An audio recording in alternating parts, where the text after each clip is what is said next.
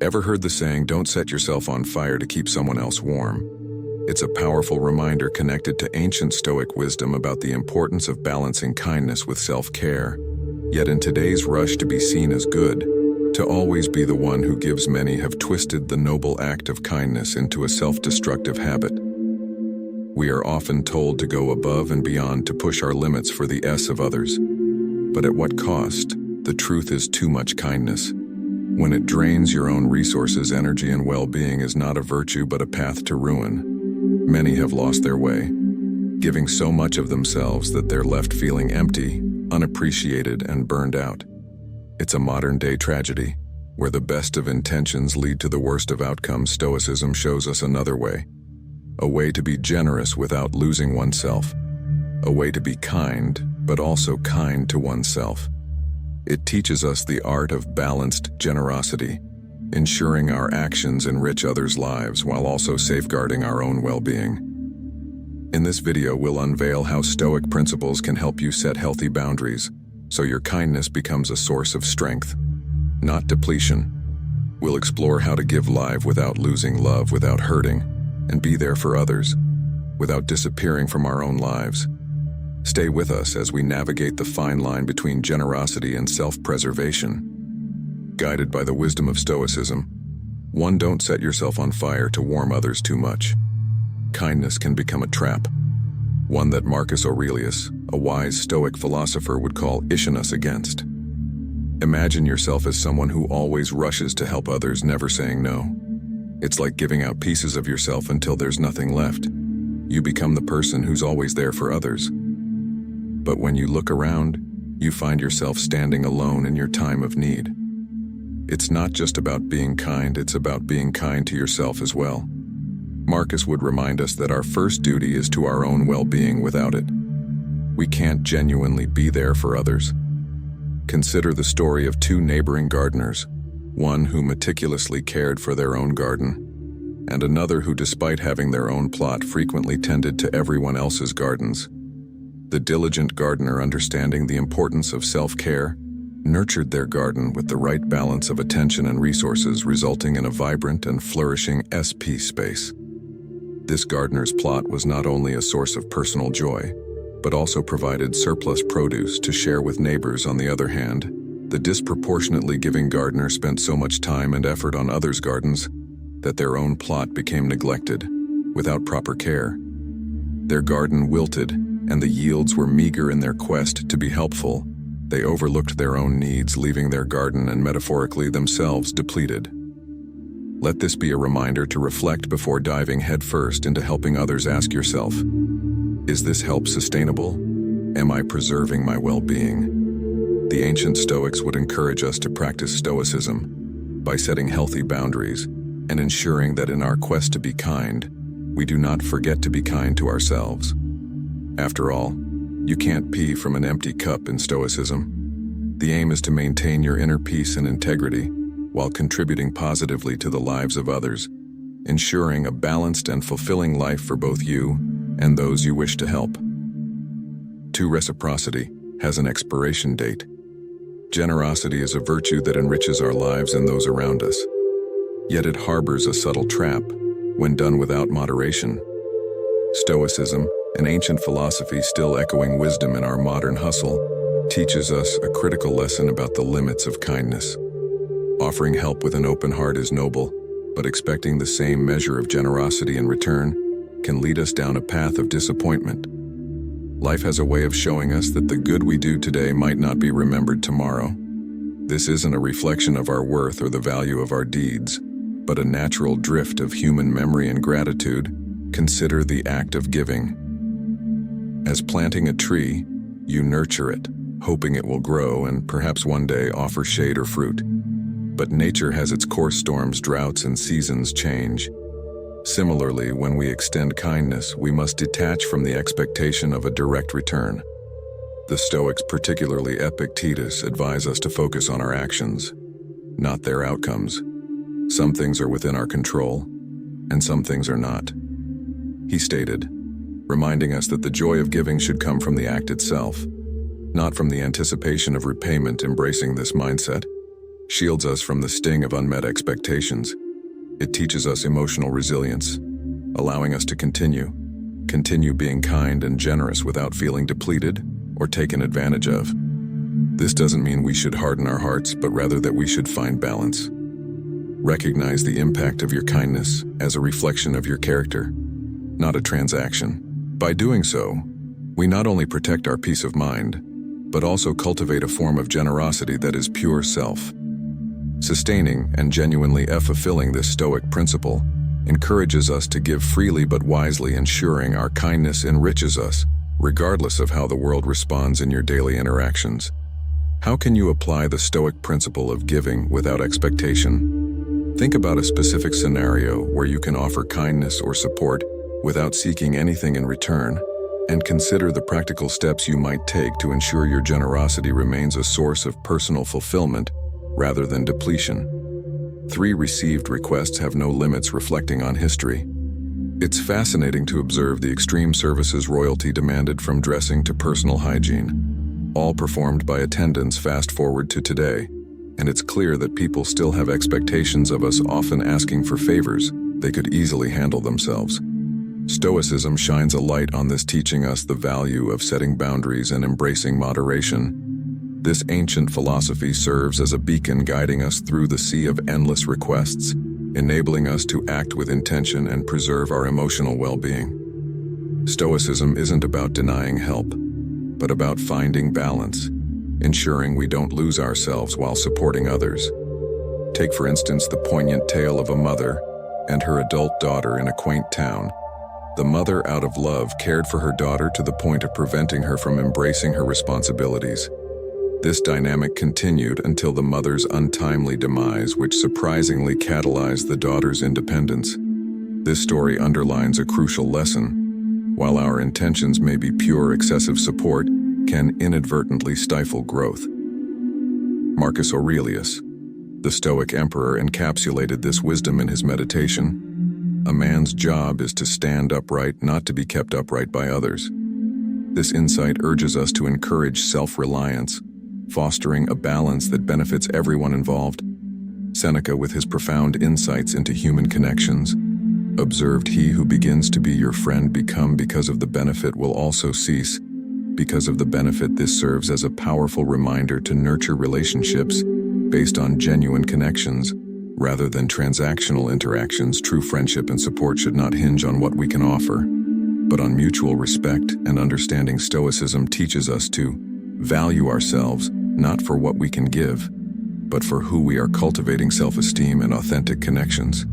Stoicism empowers us to embrace moderation, setting boundaries to protect our well-being, while still extending genuine support to others. By prioritizing our responsibilities and honoring our needs, we not only preserve our authenticity, but also engage in more meaningful acts of generosity. This balanced approach to life and relationships ensures that we remain true to ourselves and our values, leading a life of virtue and fulfillment as we navigate the demands of modern life. Let us remember that being mindful of our own needs is not selfishness, but a necessary act of self-care. 4. Being seen and treated as fragile. Stoicism teaches us a powerful lesson about inner resilience and self-command. It's about building a fortress within, honing the art of self-restraint, and drawing clear lines in the sand that define our personal space over time. Constantly bending over backward for others can ironically lead to being perceived as weak without firm boundaries. We become exposed, easily exploited by those who see our generosity not as a strength, but as an opening to take advantage of. This cycle of overextension and exploitation drains us, leaving us feeling undervalued and overburdened. Yet the moment we start to assertively say no, a shift occurs. We're no longer the go-to for every request or demand. This assertiveness broadcasts a newfound respect for ourselves, signaling to others that we value our time and energy, warranting their respect in return. Cicero, a luminary in the Stoic philosophy, encapsulated this when he asserted, "What you think of yourself is much more important than what others think of you." By setting boundaries and exercising self-discipline, we not only protect our mental and emotional well-being, but also command respect from those around us. Remember, the power of no is transformative. It's a declaration of self-worth and a testament to the respect you demand from the world. Embrace this mantra and watch as it reshapes the dynamics of your relationships, fostering a mutual respect grounded in dignity and self-value. However, embodying this change isn't without its challenges. Being universally available often attracts those seeking aid, sidelining you when the time for celebration comes. It's a harsh reality where your open-hearted might lead to exclusion from moments of joy, confined to the role of the helper, absent in times of leisure. This realization, though bitter, serves as a litmus test for discerning genuine connections from opportunistic ones. It's a Stoic exercise in recognizing the true value of relationships, encouraging a mindful approach to whom we offer our time and energy. Did you know that the practice of setting boundaries, a core Stoic principle, not only improves our personal well-being, but also enhances the quality of our relationships? It's a curious but true aspect of human psychology. When we respect ourselves enough to say no, we often gain the respect of others. This paradoxical effect highlights the transformative power of self-respect and the importance of discernment in our connections. By embracing Stoic wisdom, we not only protect ourselves from burnout, but also cultivate relationships that are truly enriching and reciprocal. If you have learned anything of value so far, leave a thumbs up to show your support. Now let's discuss strategies to avoid being used by others and to avoid the dangers of too much kindness. First strategy: eliminate the fear of saying no. Reflect deeply on why the word no often feels so heavy, tracing its weight back to early lessons that equated niceness with acceptance. Such lessons, deeply ingrained during our formative years, come laced with a fear of rejection, shaping a belief system that equates our worth with perpetual accommodation. Yet the philosophy of Stoicism invites us to challenge and ECT these ingrained notions, advocating for a life of deliberate choice, rather than one led by the undercurrents of past conditioning. As adults, we wield the autonomy to redefine our interactions, recognizing that the fears instilled in us as children no longer hold sway through the lens of Stoicism. We're equipped with the mental tools to analyze our emotions, allowing us to respond to life's demands with thoughtfulness, rather than being puppeteered by past habits, asserting boundaries by saying no, especially when requests encroach upon our well-being or sense of fairness, becomes not just an act of defiance against outdated fears, but a profound exercise in self-respect and autonomy. However, it's crucial to balance our newfound assertiveness with empathy and emotional intelligence. Stoicism doesn't merely advocate for self-interest or isolation, but stresses the importance of contributing positively to our community and the lives of those around us. The philosophy encourages us to find a middle ground where we can offer help and support to others without compromising our well-being. This is where emotional intelligence comes into play, allowing us to discern when and how to help in a manner that is both beneficial to others and sustainable for us. Recognizing the genuine needs of others while also being mindful of our own limits is a testament to true Stoic wisdom. It ensures that our acts of kindness are not only acts of self-discipline, but also of compassion and understanding. Fostering a society where mutual respect and support thrive. Second strategy: pay attention to your feelings. Embracing Stoicism nudges us toward introspection and mindfulness, guiding us to scrutinize our thoughts and emotions, fostering mental resilience. This ancient wisdom encourages us to become custodians of our inner peace by observing our reactions and feelings, especially in acts of generosity. It teaches us that true fulfillment in assisting others should elevate us akin to the buoyancy of clouds. Conversely, feelings of exhaustion, irritation, or exploitation signal a need to recalibrate. It's essential to recognize when our contributions, though not obligatory, begin to erode our serenity. Acknowledging this discomfort is not self-deception, but a courageous act of self-care, ensuring that our benevolence remains a source of joy rather than a drain on our spirit. Third strategy: see yourself as a priority. It's easy to become a maestro in the most obscure fields, yet completely overlook our own well-being, echoing the Stoic virtues of discipline and self-esteem. Carving out moments for self-care is non-negotiable. Stoicism, after all, nurtures the soul, teaching us the art of self-preservation. So sidestep self-neglect. Nurture your physical, emotional, and mental health. Acknowledge your presence, elevate your needs. This approach demands your full commitment. Embrace your entirety. Forgive your past missteps, and view the unfolding year as a canvas for Stoic renewal. Select an endeavor solely for your pleasure, honoring this time as a testament to self-love. Hold your boundaries without guilt in declining others. If demands encroach on your sanctuary, offer assistance within your constraints, underscoring that your personal revival takes precedence. Fourth strategy, identify the takers. Embracing Stoic virtues like self-discipline and discernment empowers us to distinguish relationships that enrich us from those that deplete our spirit. Engaging with individuals who perpetually demand more, be it in terms of attention, time, or resources, mirrors a dynamic where we, the nurturers, are left exhausted, our energies sapped by the insatiable. Stoicism teaches us the value of inner fortitude, reminding us that change is a door only one can unlock for oneself. Believing we can transform others through sheer goodwill is a fallacy. True transformation is a personal journey ignited by individual willpower, not external interventions. This philosophy doesn't advocate for cold-heartedness, but champions a balanced approach to relationships. It's a dance of give and take, where excessive generosity can leave us barren, while stinginess isolates us. Stoicism encourages us to harness our capacity for kindness and generosity, yet also to wield the sword of discernment, cutting ties when necessary for our well-being. It's about finding equilibrium, ensuring our acts of kindness are not at the expense of our own vitality.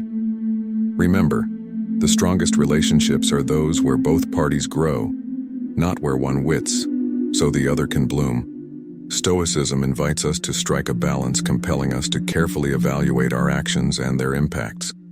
It emphasizes the importance of maintaining equilibrium in our generosity, urging us not to exhaust our resources to the detriment of our primary objective, living a fulfilling life. Conversely, it warns against being overly cautious in our giving, suggesting instead that we use our generosity wisely. Sensa, a luminary of Stoic thought, captures this ethos perfectly.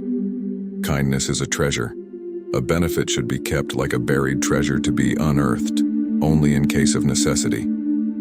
His words encourage us to be prepared to act benevolently towards others, acknowledging the deep bond that connects all humans. What resonated with you most in today's discussion? Let us know in the comments if this message was valuable to you and you're curious to learn more about how Stoicism can enhance your life. Don't forget to like, share, and subscribe to our channel. Your support is crucial in helping us share knowledge and continue creating content that resonates with you. Together, let's build a community of curious minds, eager to learn and grow.